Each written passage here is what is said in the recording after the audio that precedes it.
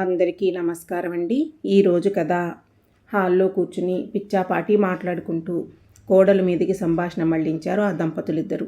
అప్పట్లో పెళ్లి సంబంధాలు వెతకడానికి కాళ్ల జోళ్ళు అరిగిపోయేవి. ఇప్పుడేమో కళ్ళ జోళ్ళు మార్చుకుంటూ చెవిటి మిషన్లు అమర్చుకోవాల్సిన అవసరం వస్తుందంటే అదంతా టెక్నాలజీ పెరిగిపోవడం వల్లే. తన ఉద్దేశాన్ని బయటపెడుతూ చెప్పారు రామారావు.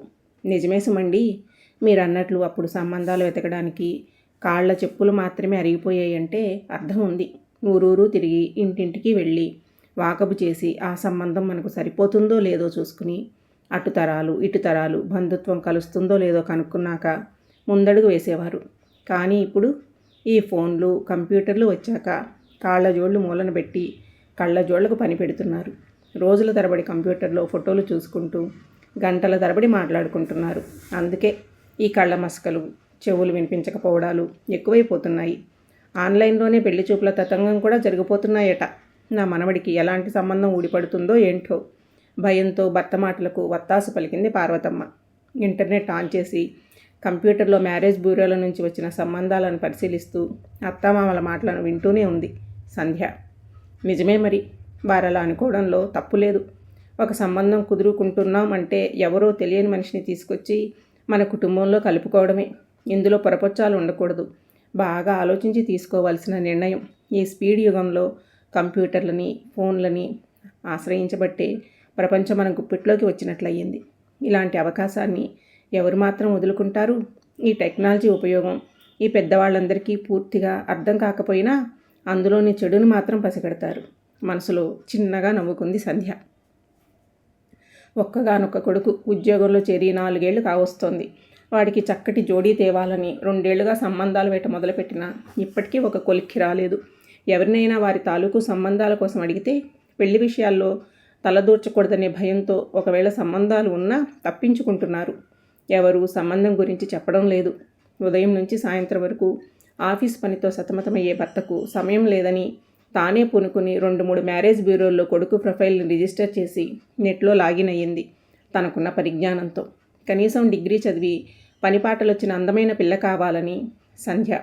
మంచి సంప్రదాయ కుటుంబంలోని పిల్ల కోడలిగా వస్తే చాలని ఆమె భర్త. తమ ఆస్తిపోసులకు సరిజోడి కావాలని అత్తమామలు. తనలానే సాఫ్ట్వేర్ జాబ్ చేస్తూ సంపాదించే పిల్ల కావాలని కొడుకు.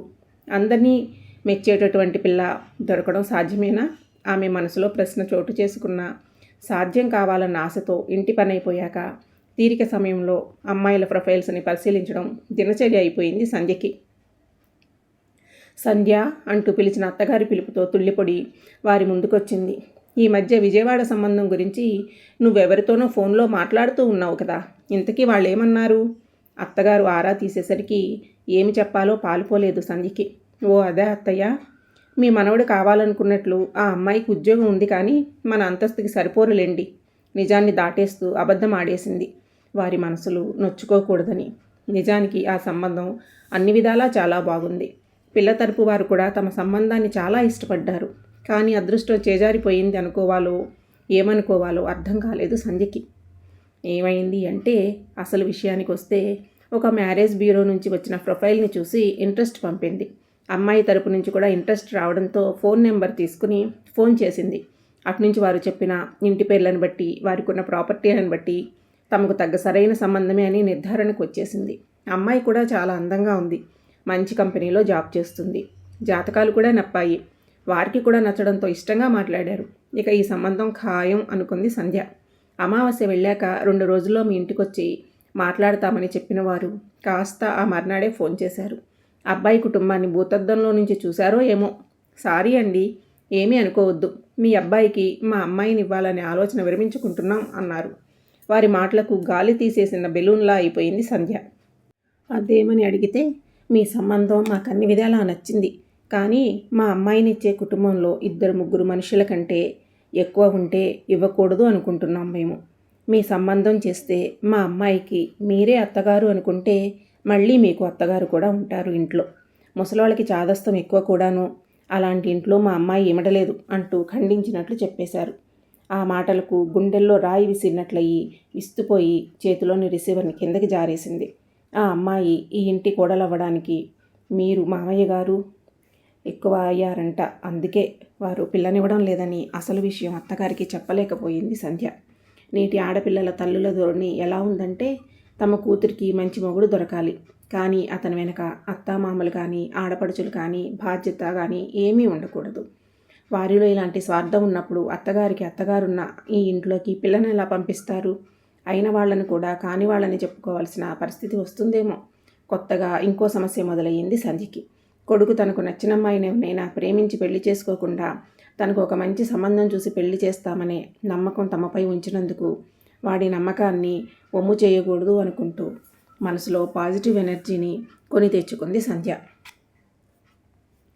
కాలక్షేపానికి అప్పుడప్పుడు పక్కింటి పిన్నిగారింటికి వెళ్తూ ఉంటుంది సంధ్య. ఈ సంబంధాల వేటలో ఆవిడికి అనుభవం ఎక్కువ. ఢిల్లీలో ఉద్యోగం చేస్తున్న తమ 3వ కొడుక్కి పెళ్లి చేయాలని 4 ఏళ్లుగా ప్రయత్నం. కొడుక్కి వయసు మీరిపోతుందని ఆవిడ బాధ. అంతా ఇంతా కాదు, ప్రతి మగపిల్లవాడి తల్లిదండ్రుల బాధే ఆవిడిది కూడా. మీ అబ్బాయి సంబంధాలు ఎంతవరకు వచ్చాయి పిన్నిగారు? కలుపుకోలుగా అడిగింది సంధ్య. ఏం చెప్పమంటావమ్మా సంధ్య, పిల్ల నచ్చితే జాతకం నప్పదు, జాతకం నప్పితే పిల్ల నచ్చదు. రెండూ బాగుంటే వాళ్ళు ఇచ్చే కట్నం నచ్చదు. బాగా చదువుకున్న అమ్మాయిలంతా ఉద్యోగాలు చేసుకుంటూ హైదరాబాదు, బెంగళూరు, చెన్నై నగరాలను వదలమంటున్నారు.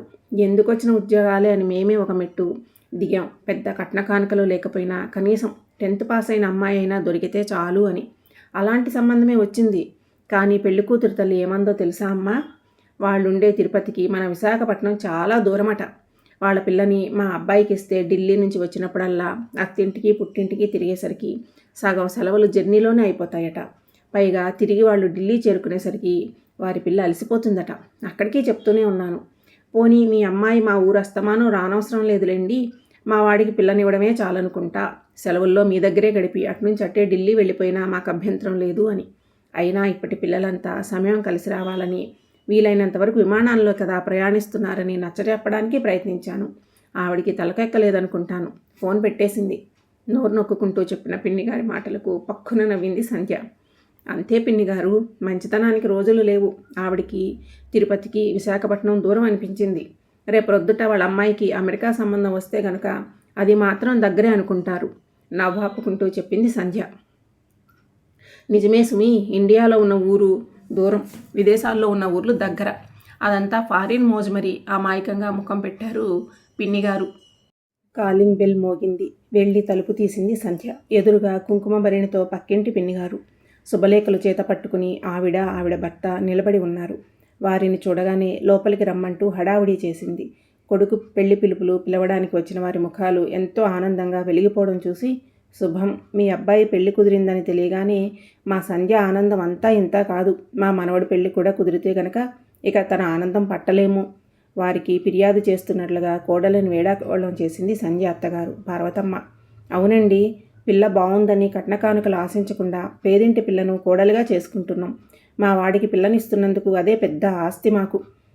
తమ ఆదర్శం చాటి చెప్పుకుంటూ అత్తా కోడళ్ళు ఇద్దరి నుదుటిన బొట్టు పెట్టి ఆ ఇంటి పెద్దయిన రామారావు గారి చేతికి శుభలేఖ అందించారు. ఈ నెల 10వ తేదీన గుంటూరులో పెళ్లి, 12వ తేదీన దసపల్లాలో రిసెప్షన్ పెట్టుకున్నాం. మీరంతా తప్పకుండా రావాలి మరీ చెప్పి వెళ్ళారు. కాసేపట్లో పెళ్లి వారంతా గుంటూరు బయలుదేరడానికి సిద్ధంగా ఉన్న తరుణంలో ఆ పెళ్ళింట్లోకి గుట్టు రచ్చకెక్కే వార్త గుప్పుమంది. విషయం తెలిసి పక్కింటికి పరుగున వెళ్ళింది సంధ్య. పిన్నిగారిని ఎలా పలకరించాలో అర్థం కాలేదు. కోడలవుతుందని ఆశించిన పెళ్లి కూతురు ఎవడితోనో లేచిపోయిందని వచ్చిన వార్తకు నిలువెల్లా కుంగిపోయారు ఆ దంపతులిద్దరూ. బాధపడకండి, ఒక విధంగా పెళ్లికి ముందే ఈ పని చేసినందుకు సంతోషించాలి మనం. మీ అబ్బాయికి ఆ అమ్మాయి సరైన జోడీ కాదు కాబట్టే ఇలా తప్పిపోయింది. మీ వాడికి రాసిపెట్టున్న అమ్మాయి ఎక్కడో పుట్టే ఉండి ఉంటుంది. అన్నింటికీ కాలమే చూపిస్తుంది పరిష్కారం అంటూ తనకు చేతనైన రీతిలో ఓదార్పు వాక్యాలు పలికింది సంధ్య. అలా చెప్పిందే గాని తనకు ఒక కొడుకున్నాడు. తనకొచ్చే కోడలి గుణగుణాలకు ఎంతవరకు నమ్మొచ్చు? మాలో ఒక మనిషిగా కలిసిపోవడానికి ఆమెకెంతకాలం పడుతుంది? ఆలోచనలు సంధ్య మనసుని కలవరపెడుతున్నాయి. వచ్చే అల్లుడు మంచివాడవ్వాలని అమ్మాయి తల్లిదండ్రులు ఆశిస్తారు. వచ్చే కోడలు తమలో కలుస్తుందో లేదోనని అబ్బాయి తల్లిదండ్రులు భయపడతారు. పిల్లల్ని కనేస్తే సరిపోదు, వారిని మంచి మార్గంలో పెంచి వారికి సరైన భాగస్వామితో పెళ్లి చేస్తేనే తల్లిదండ్రులు వారి జీవితానికి సార్థకత చూపించినట్లు. కానీ చేపల వేటలో జాలరికి తెలియదు, తాను నీటిలో వేసిన వల బయటకు తీసే వరకు అందులో ఎలాంటి చేపలు పడ్డాయో. అలాగే ఈ పెళ్లి సంబంధాల వేటలో మనకి కూడా తెలియదు వాళ్ళలో ఎవరికి ఎలాంటి వారు పడతారు అన్నది. Marriages are made in heaven అన్నారు. అందుకే కాబోలు ఆ ఇంటి నుంచి బయటపడుతూ అనుకుంది సంధ్య.